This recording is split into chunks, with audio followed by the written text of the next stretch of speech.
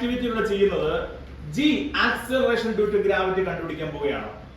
നമുക്കറിയാം acceleration due to gravity ജിയുടെ value എല്ലായിടത്തും ഒരുപോലെയല്ല. എന്നാൽ സ്റ്റാൻഡേർഡ് വാല്യൂ എന്ന് പറയുന്നത് 9.8 മീറ്റർ പെർ സെക്കൻഡ് സ്ക്വയർ ആണ്.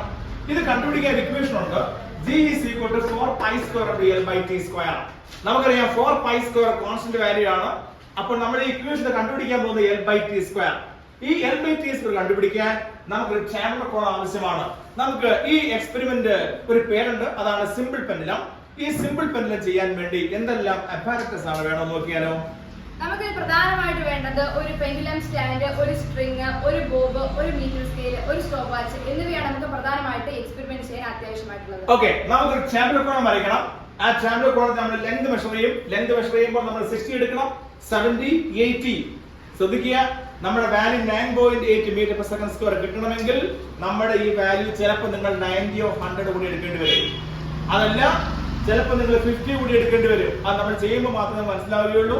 ബിക്കോസ് നമ്മുടെ answer 9.8 metre per second square വരണമെങ്കിൽ ഞാൻ ട്രിക്ക് പറയാം. 4 pi സ്ക്വയർ കോൺസ്റ്റന്റ് വാല്യൂ ആണ്. അതിനുശേഷം വരുന്ന L by T സ്ക്വയറിന്റെ വാല്യൂ 25 പോയിന്റ് സംതിങ് വന്നാൽ മാത്രമേ 9.8 മീറ്റർ പെർ സെക്കൻഡ് സ്ക്വയർ കിട്ടുകയുള്ളൂ. അപ്പൊ നമ്മുടെ ലക്ഷ്യം എന്താണ്? ഈ L by T സ്ക്വയറിനെ എങ്ങനെയെങ്കിലും 25 ആക്കുക. അതിനുവേണ്ടി 60 തൊട്ട് സ്റ്റാർട്ട് ചെയ്യാം, അല്ലെങ്കിൽ 50 മുതൽ സ്റ്റാർട്ട് ചെയ്യാം. ഇനി എങ്ങനെയാണ് റീഡിംഗ് എടുക്കുന്നത് നോക്കിയാലോ. നമുക്ക് ലെങ്ത് എടുക്കുമ്പോൾ ശ്രദ്ധിക്കേണ്ട കാര്യം എന്ന് വെച്ചാൽ സ്ട്രിങ്ങിന്റെ ബോട്ടം മുതൽ ബോബിന്റെ സെന്റർ വരെയാണ് നമ്മൾ ലെങ്ത് എടുക്കേണ്ടത്. അങ്ങനെയാണ് മെഷർ ചെയ്യേണ്ടത്.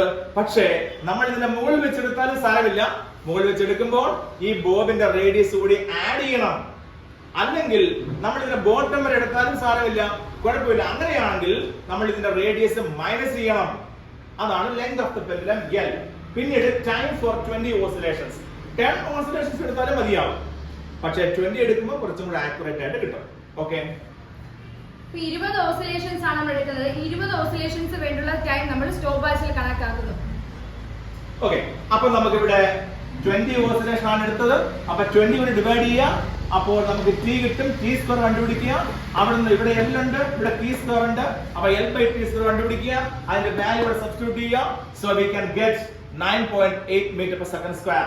ഇവിടെ ഇടാൻ പോകുന്ന L by T സ്ക്വയറിന്റെ വാല്യൂ 25 ആകുന്ന തരത്തിൽ വേണം ക്രമീകരിക്കാൻ. അപ്പോൾ നമുക്ക് correct value 9.8 metre per second square കിട്ടുന്നതായിരിക്കും.